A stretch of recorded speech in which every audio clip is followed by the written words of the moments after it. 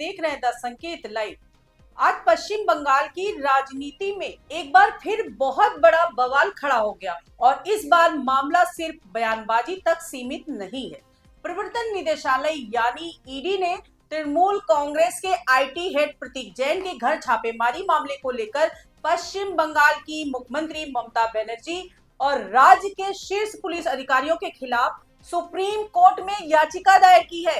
ED का आरोप है कि रेड के दौरान मुख्यमंत्री, मुख्य सचिव, डीजीपी और कोलकाता पुलिस कमिश्नर मौके पर पहुंचे। एजेंसी के अधिकारियों को डराया धमकाया गया, तलाशी में बाधा डाली गई और यहां तक कि फाइलें व इलेक्ट्रॉनिक सबूत जबरन छीन कर सबूत मिटाने की कोशिश की गई। ईडी ने सुप्रीम कोर्ट से इस पूरे मामले की जांच सीबीआई से कराने की मांग की है और साथ ही ये भी कहा है कि जांच के बाद उनके अधिकारियों के खिलाफ जो एफआईआर दर्ज कराई गई है वे भी सीबीआई को ट्रांसफर की जाए ताकि निष्पक्ष जांच हो सके। अब ये मामला इसलिए बेहद बड़ा हो जाता है क्योंकि एक तरफ केंद्रीय जांच एजेंसी है, वहीं दूसरी तरफ एक राज्य की मुख्यमंत्री और राज्य का पूरा शीर्ष प्रशासन, और आरोप सीधे कानून के शासन पर चोट करने के हैं। आइए आपको पूरा मामला क्रमवार तरीके से समझाते हैं ताकि आपको साफ पता चले कि 8 जनवरी को क्या हुआ, 9 जनवरी को क्या हुआ, हाई कोर्ट में क्या हुआ और अब सुप्रीम कोर्ट में ईडी ने क्या क्या मांग रखी है। शुरुआत होती है 8 जनवरी से। 8 जनवरी को ईडी की टीम ने कोलकाता में टीएमसी के आईटी हेड प्रतीक जैन के ठिकानों पर छापेमारी की। प्रतीक जैन वही व्यक्ति बताए जाते हैं जो ममता बनर्जी के लिए राजनीतिक रणनीति तैयार करते हैं और जिनका नाम आईपैक जैसी पॉलिटिकल स्ट्रेटजी कंपनी से जोड़ा जाता है।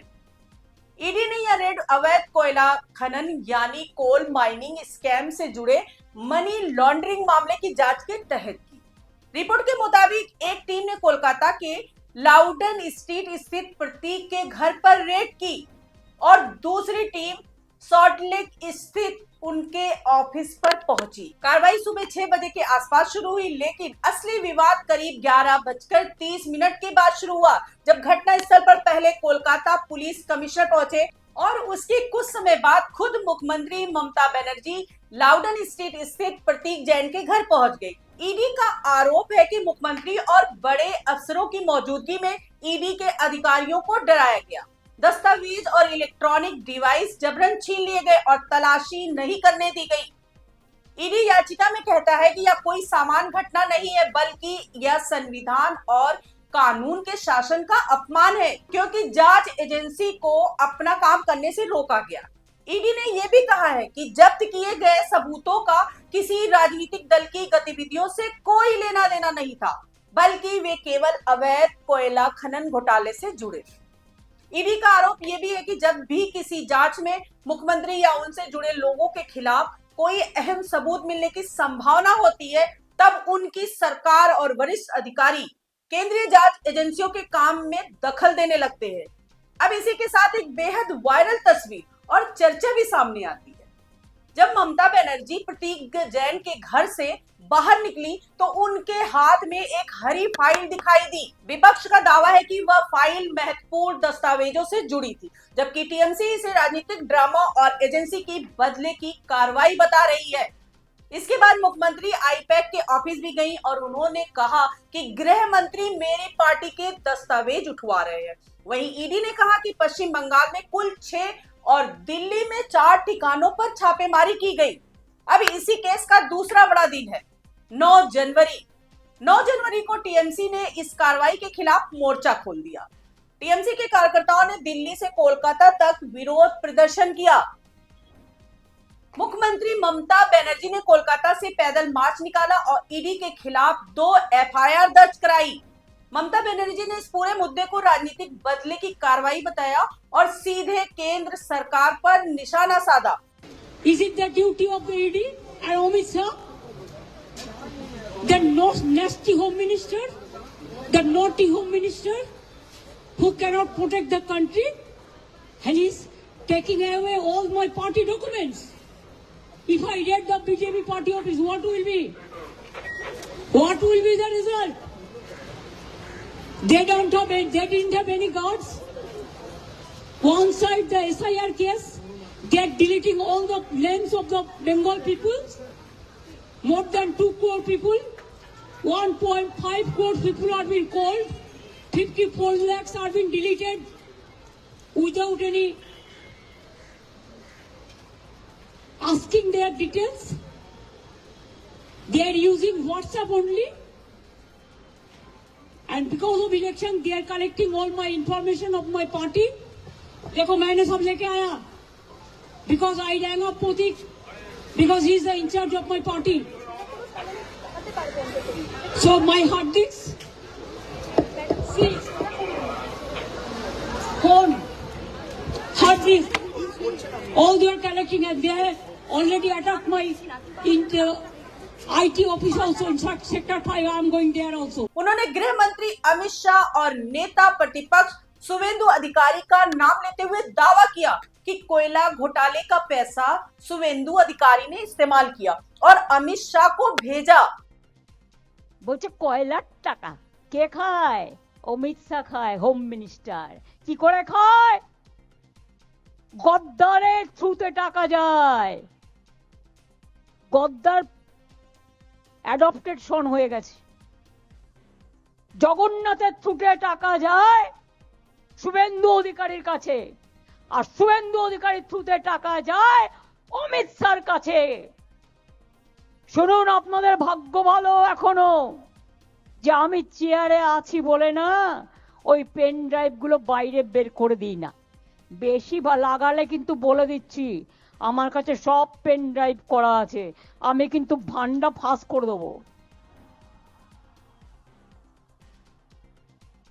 আমি একটা জায়গা পর্যন্ত সৌজন্যতা মেনটেন করি, বাট মনে রাখবেন লক্ষণের সীমারেখা একটা আছে, দণ্ড কাটা একটা দণ্ডি আছে।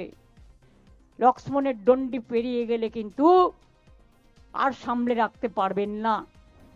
আমি অনেক কিছু জানি, বলি না শুধু দেশের স্বার্থে। আমি মুখ খুললে কাল সারা পৃথিবীতে হইচই হবে, কিন্তু আমি করি না, দেশটাকে ভালোবাসি বলি। ममता बनर्जी ने यह भी कहा कि उनके पास गृह मंत्री अमित शाह के खिलाफ पेन ड्राइव है और जरूरत पड़ी तो वे जनता के सामने सबूत पेश कर सकती हैं। उन्होंने ये भी कहा कि मैं आमतौर पर प्रतिक्रिया नहीं देती, लेकिन अगर कोई मुझे छेड़ता है तो मैं छोड़ती भी नहीं हूं। इसके बाद मामला और भड़क गया क्योंकि ईडी की याचिका एक तरफ और मुख्यमंत्री का सीधा आरोप दूसरी तरफ। दोनों में राजनीतिक टकराव खुलकर सामने आ गया। इसी बीच नेता प्रतिपक्ष शुवेंदु अधिकारी ने ममता बनर्जी को मानहानि का नोटिस भेज दिया। नोटिस में उन्होंने 72 घंटे के भीतर कथित आरोपों से जुड़े सभी सबूत पेश करने की मांग की। यानी अब मामला केवल जांच एजेंसी और राज्य सरकार का नहीं रहा, बल्कि राजनीतिक आरोप प्रत्यारोप और कानूनी नोटिस तक पहुंच चुका है। अब एक और महत्वपूर्ण मोड़ आता है, कानूनी लड़ाई का। ईडी ने 9 जनवरी को कलकत्ता हाईकोर्ट का रुख किया था, लेकिन ईडी का दावा है कि कोर्ट रूम में कथित रूप से हंगामा हुआ, जिसके कारण सुनवाई नहीं हो सकी। ईडी ने आरोप लगाया कि सत्तारूढ़ दल के समर्थकों को व्हाट्सएप ग्रुप के जरिए बुलाकर कोर्ट में माहौल बनाया गया ताकि सुनवाई ना हो सके और मामला टल जाए। इसके बाद हाईकोर्ट ने सुनवाई 14 जनवरी के लिए टाल दी, यानी ईडी को हाईकोर्ट से तत्काल राहत नहीं मिली। अब इसी कारण ईडी सुप्रीम कोर्ट पहुंच गई है। ईडी की सुप्रीम कोर्ट याचिका की मुख्य मांगे क्या है? पहली, इस पूरे मामले की जांच सीबीआई से कराई जाए ताकि निष्पक्ष जांच हो और राज्य पुलिस या प्रशासन का दबाव न रहे। दूसरी, ईडी अधिकारियों के खिलाफ दर्ज की गई एफआईआर को भी सीबीआई को सौंपा जाए, क्योंकि ईडी का आरोप है कि ये एफआईआर जांच को कमजोर करने और अधिकारियों को डराने के लिए कराई गई। तीसरी, सुप्रीम कोर्ट सबूतों को सुरक्षित रखने के लिए हस्तक्षेप करे, क्योंकि एजेंसी का दावा है कि सबूत जबरन छीन लिए गए और मिटाने की कोशिश हुई। चौथी, सुप्रीम कोर्ट यह स्पष्ट संदेश दे कि कोई भी राजनीतिक पद पर बैठा व्यक्ति कानून से ऊपर नहीं है। अब यहाँ पर बंगाल सरकार ने पहले से तैयारी कर रखी है। बंगाल सरकार ने 9 जनवरी को सुप्रीम कोर्ट में कैवियट दाखिल की थी, यानी सरकार चाहती है कि उसका पक्ष सुने बिना कोर्ट कोई आदेश ना दे। ये कानूनी रणनीति होती है ताकि कोर्ट में कोई एक तरफा आदेश ना आ जाए। अब इस पूरे मामले में असली लड़ाई कहां है? असली लड़ाई 3 स्तरों पर है। पहला स्तर कानूनी, जिसमें सवाल यह है कि क्या सच में ईडी की रेड में बाधा पहुंचाई गई, क्या सबूत छीने गए, क्या जांच प्रभावित हुई। दूसरा स्तर है प्रशासनिक, जिसमें सवाल यह है कि क्या पुलिस ने कानून के मुताबिक काम किया या राजनीतिक दबाव में। और तीसरा स्तर है राजनीति, जिसमें टीएमसी इसे केंद्र की एजेंसियों का दुरुपयोग बता रही है और बीजेपी इसे बंगाल में कानून व्यवस्था की विफलता और भ्रष्टाचार का संरक्षण बता रही है। अब जनता के लिए सबसे जरूरी बात यही है कि जांच निष्पक्ष हो, सबूत सुरक्षित रहे और जो भी दोषी हो उनके खिलाफ कार्रवाई हो, चाहे वह कोई भी हो और किसी भी पद पर हो। क्योंकि अगर जांच एजेंसियों को रोका जाएगा, अदालतों में सुनवाई बाधित होगी और एफआईआर के जरिए अधिकारियों को डराया जाएगा, तो लोकतंत्र और कानून के शासन को सीधा नुकसान पहुंचेगा। अब आगे क्या होगा? 14 जनवरी को कलकत्ता हाईकोर्ट में सुनवाई तय है और सुप्रीम कोर्ट में ईडी की याचिका भी बड़ा मोड़ ला सकती है। आने वाले दिनों में यह विवाद और तेज होगा, क्योंकि चुनावी मौसम और राजनीतिक ध्रुवीकरण में ऐसे मामले बहुत जल्दी बड़े मुद्दे बन जाते हैं। द संकेत लाइव आपसे यही कहेगा कि इस पूरे विवाद में भावनाओं से ज्यादा तथ्यों पर ध्यान दें। किसने क्या सबूत दिया, किसने क्या आरोप लगाया, अदालतें क्या कहती है और जांच में क्या निकलता है। अब आप हमें कमेंट में जरूर बताइए, क्या ईडी की कार्रवाई सही है या राजनीति से प्रेरित, और क्या राज्य प्रशासन को केंद्रीय एजेंसी के काम में हस्तक्षेप करना चाहिए। अपनी राय नीचे जरूर लिखिए। वीडियो पसंद आए तो लाइक करें, शेयर करें, सब्सक्राइब करें। आज के लिए इतना ही। नमस्कार दोस्तों।